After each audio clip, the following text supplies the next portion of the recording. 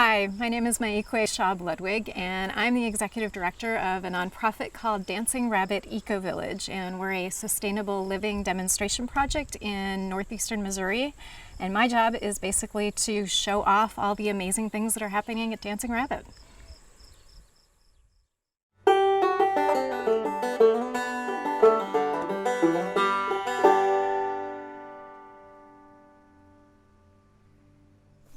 All right, so this is my garden, and when I say my garden, I actually mean our garden. There's a couple households that share this garden, and my neighbor Alyssa is the one who does most of the gardening, but everybody pitches in, some with helping build garden beds, weeding, harvesting, and doing a lot of food processing. And so you can look around, and we're having an incredible gardening year this year in northeastern Missouri.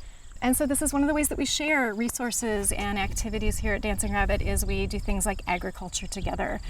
We catch water off of our roofs that then feed the garden when we're in a dry spell, and this particular garden is fed by water from multiple different houses from multiple different families.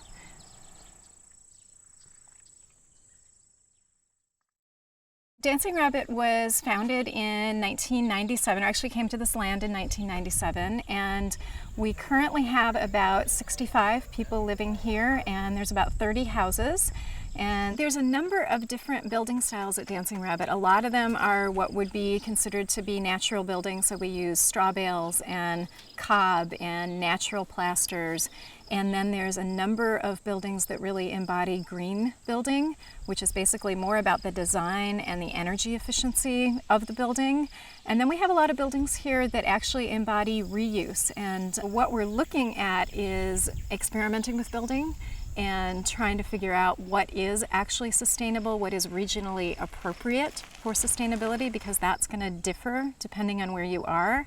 We've discovered, for instance, that cob buildings are actually not that great in northeastern Missouri because of the mildew issues, but straw bale seems to do pretty well because it breathes more. Well, that's going to be different answers are going to work in different regions, and so we're really looking at figuring out what works best for the Midwest, and that's the experiment that we're engaged in.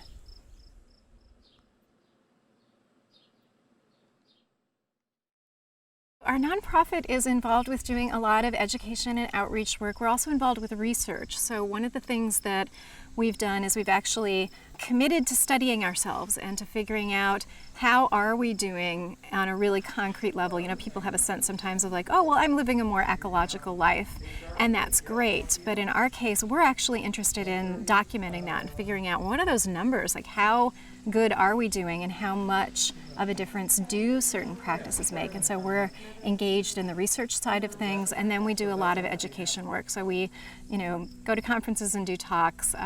We are out there offering programs for various people. We bring people here, so we have a visitor program that brings probably about 100, 150 people through each year who get to spend 3 weeks here and really dive deep and figure out if this lifestyle is for them and get whatever their own lessons are going to be from being in a whole environment that is really geared toward sustainability rather than geared toward materialism and geared toward exploitation and geared toward all the things that the wider culture is geared toward.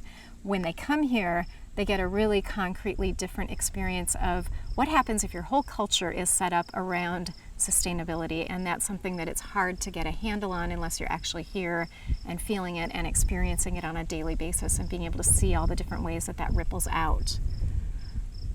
Are we okay with this situation? And then are there other nominations? And then looking at the nominations that we already have, talking about what questions we want to ask. So if you're invested in... Maikwe brings many years of community life experience. She's lived in a few different eco-villages and with some tribal families, and she's got stories to tell, and I want to say time to spare. Even though she's the busiest person possible, she always seems like she has time to answer my questions. And she's a teacher at heart. So when I work with her as a supervisor, she brings this gentle teaching presence to the situation.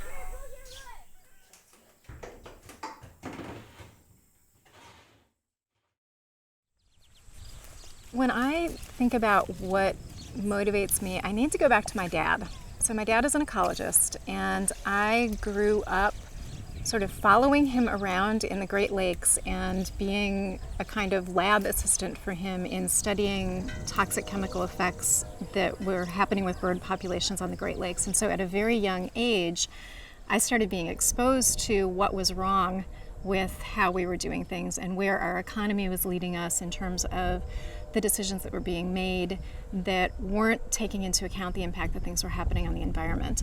And so that was my earliest upbringing, and I think that that got me started on a track of being a really committed environmental activist from a very young age.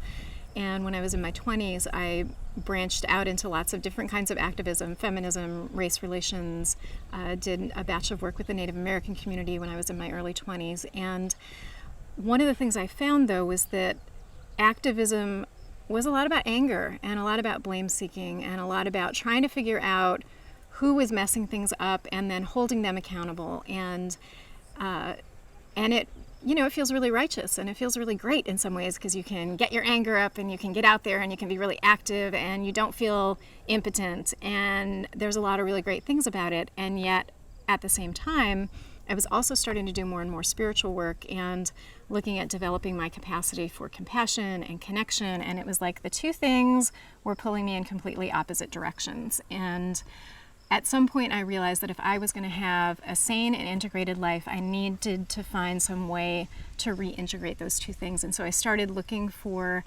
activism that wasn't in denial about what was happening in the world, but also was more and more about like how do we take personal responsibility for that and how do we find ways to actually be finding positive solutions rather than just trying to take somebody else down or trying to like foist political solutions on companies that they were just going to resist doing anyway.